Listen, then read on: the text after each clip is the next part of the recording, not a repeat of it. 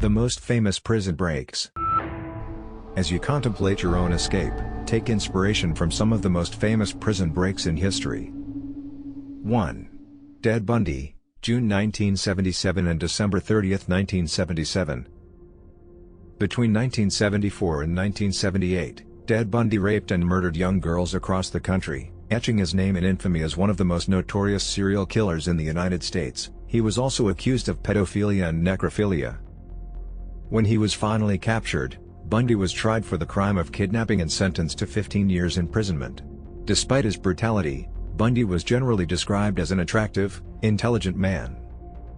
His sharp wit is also proven by the fact that Bundy fired his lawyers because he thought he was better suited. As part of that effort, the judge allowed him to remove his restraints while working on his defense in the prison library.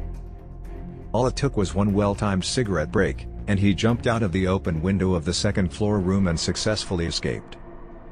He traveled through the wilderness, dodging roadblocks and stealing supplies from cabins before he was recaptured 6 days later in a stolen vehicle. But Bundy would escape yet again, and this time with more success. Using the classic make your bed look like you're sleeping in it trick, he managed to climb through a vent in his cell to the apartment of the prison commander. From there, he made it to the top of the building and crossed to another area of the facility. There he found some street clothes in a janitor's closet and used them to walk out right through the front door. No one knew he was gone for another 17 hours, and by then, Bundy was on the other side of the country, on his way to Florida, where he would kill once again. Eventually, Ted Bundy was recaptured and found guilty on 36 counts of murder and sentenced to death by electric chair. He didn't escape that one. 2. Escape from the Maze, September 1983. The uprising that is called the largest British prison escape happened in 1983, when 38 inmates escaped from prison maze in the United Kingdom. Most of the inmates at the facility were IRA soldiers, Irish rebels working to rip Northern Ireland away from the United Kingdom, so it's no wonder that such a large group joined forces inside the facility to devise an escape plan. With the help of smuggled weapons, the participants began disarming the guards one at a time on a September afternoon, holding them hostage to prevent them from sounding the alarm. Within a half hour, the prisoners completed their plans, stole a food transport truck, and drove off away from the maze. British police managed to arrest most of the prisoners the same day. Other escapees emigrated to the United States, where they were later arrested and returned to the UK. However, 2 prisoners have been tracked down and their whereabouts remain a mystery to this day. During the escape, 19 guards were injured, but only 1 died, from a heart attack. 3. Alcatraz, the inescapable prison, June 1962. Standing in the middle of San Francisco Bay's wild and dangerous currents, Alcatraz prison was considered one of the safest prisons of all time. During its 29 years of operation, 36 inmates attempted to escape, and officials claim that none of them actually succeeded. In 1962, however, 3 reckless prisoners made it the furthest, never to be seen again. The official explanation is that they almost definitely drowned, but a new study into the tidal phenomena of San Francisco Bay has opened a door to the possibility that they just might have succeeded. Frank Morrison's siblings John and Clarence Anglin had a long and storied history throughout the nation's penitentiary system, including a number of previous escape attempts. So when they were all sent to Alcatraz together, it wasn't a question of if they'd try to escape, but when. Finally, with the help of sharpened spoons, old saw blades, and even an improvised electric drill, they widened the ventilation hole in their cells enough to squeeze through.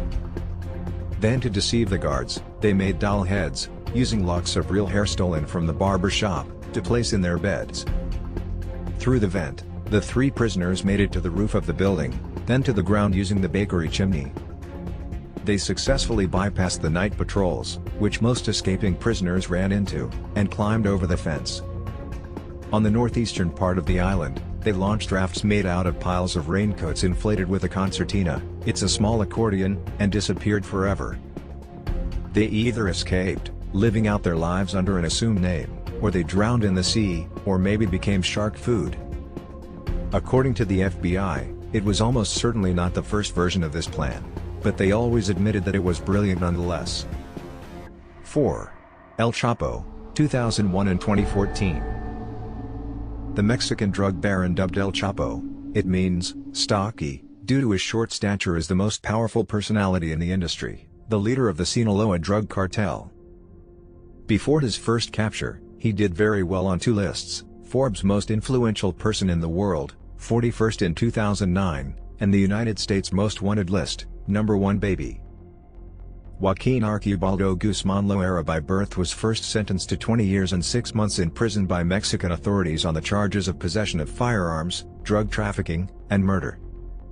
But Mexican prison was rather kind to El Chapo, as he spent his days behind bars, living luxuriously with his mistresses and bodyguards, thanks to generous bribes to the prison staff.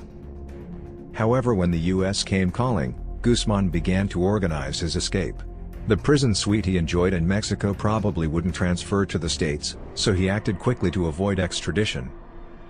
In January 2001, a prison guard opened Guzman's electronic cell door while the maintenance man pushed a laundry container full of dirty clothes in front of the cell for El Chapo's taxi.